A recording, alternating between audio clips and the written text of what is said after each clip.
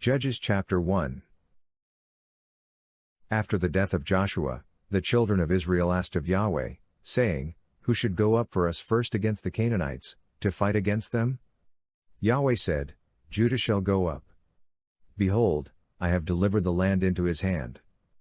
Judah said to Simeon his brother, Come up with me into my lot, that we may fight against the Canaanites, and I likewise will go with you into your lot.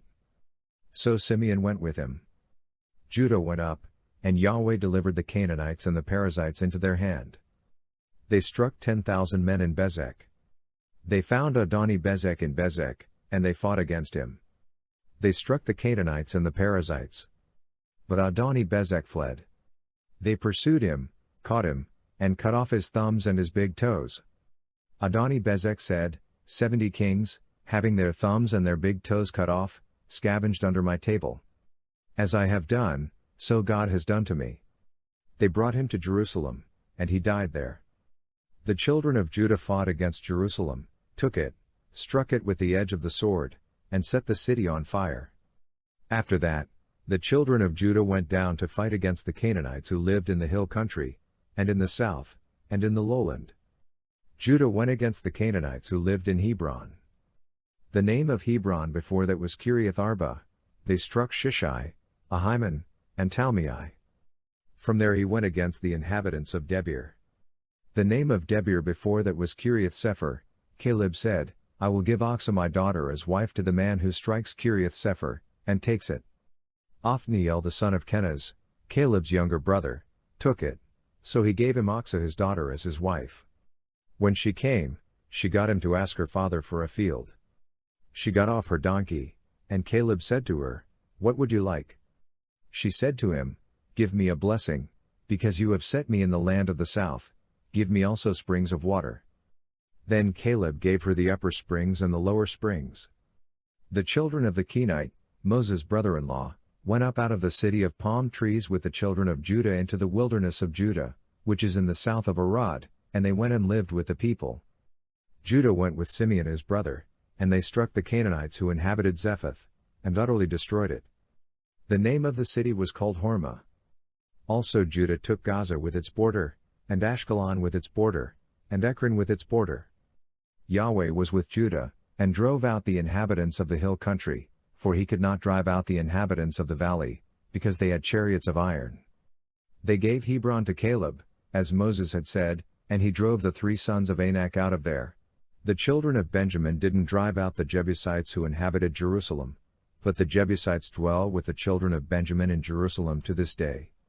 The house of Joseph also went up against Bethel, and Yahweh was with them. The house of Joseph sent to spy out Bethel. The name of the city before that was Luz. The watchers saw a man come out of the city, and they said to him, Please show us the entrance into the city, and we will deal kindly with you. He showed them the entrance into the city, and they struck the city with the edge of the sword, but they let the man and all his family go. The man went into the land of the Hittites, built a city, and called its name Luz, which is its name to this day. Manasseh didn't drive out the inhabitants of Beth-shean and its towns, nor Tanakh and its towns, nor the inhabitants of Dor and its towns, nor the inhabitants of Ibleam and its towns, nor the inhabitants of Megiddo and its towns, but the Canaanites would dwell in that land. When Israel had grown strong, they put the Canaanites to forced labor, and didn't utterly drive them out. Ephraim didn't drive out the Canaanites who lived in Gezer, but the Canaanites lived in Gezer among them. Zebulun didn't drive out the inhabitants of Kitron, nor the inhabitants of Nahalal, but the Canaanites lived among them, and became subject to forced labor. Asher didn't drive out the inhabitants of Akko, nor the inhabitants of Sidon, nor of Alab, nor of Akzib, nor of Helba, nor of Aphek, nor of Rehob, but the Asherites lived among the Canaanites, the inhabitants of the land, for they didn't drive them out. Naphtali didn't drive out the inhabitants of Beth-Shemesh, nor the inhabitants of Beth-Anath, but he lived among the Canaanites, the inhabitants of the land. Nevertheless the inhabitants of Beth-Shemesh and of Beth-Anath became subject to forced labor.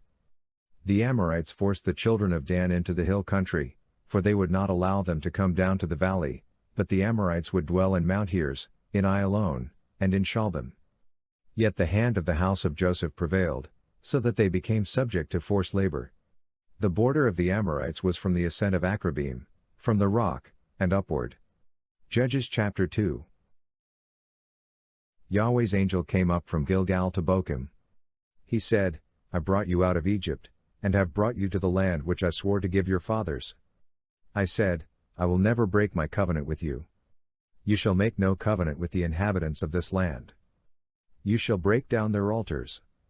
But you have not listened to my voice. Why have you done this? Therefore I also said, I will not drive them out from before you, but they shall be in your sides, and their gods will be a snare to you. When Yahweh's angel spoke these words to all the children of Israel, the people lifted up their voice and wept. They called the name of that place Bochim, and they sacrificed there to Yahweh. Now when Joshua had sent the people away, the children of Israel each went to his inheritance to possess the land. The people served Yahweh all the days of Joshua, and all the days of the elders who outlived Joshua, who had seen all the great work of Yahweh that he had worked for Israel. Joshua the son of Nun, the servant of Yahweh, died, being 110 years old. They buried him in the border of his inheritance in Timnath-Heres, in the hill country of Ephraim, on the north of the mountain of Gosh.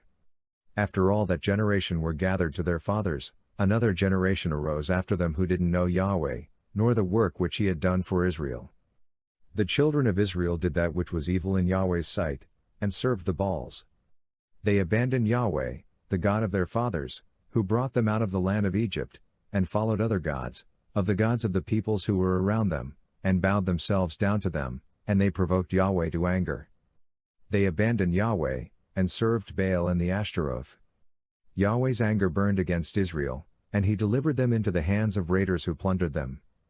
He sold them into the hands of their enemies all around, so that they could no longer stand before their enemies. Wherever they went out, Yahweh's hand was against them for evil, as Yahweh had spoken, and as Yahweh had sworn to them, and they were very distressed. Yahweh raised up judges, who saved them out of the hand of those who plundered them. Yet they didn't listen to their judges, for they prostituted themselves to other gods, and bowed themselves down to them. They quickly turned away from the way in which their fathers walked, obeying Yahweh's commandments. They didn't do so. When Yahweh raised up judges for them, then Yahweh was with the judge, and saved them out of the hand of their enemies all the days of the judge, for it grieved Yahweh because of their groaning by reason of those who oppressed them and troubled them. But when the judge was dead, they turned back, and dealt more corruptly than their fathers in following other gods to serve them and to bow down to them. They didn't cease what they were doing, or give up their stubborn ways.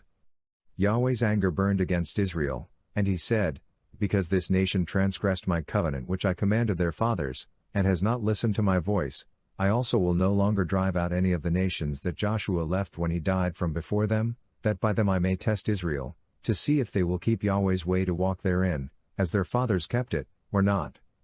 So Yahweh left those nations, without driving them out hastily. He didn't deliver them into Joshua's hand.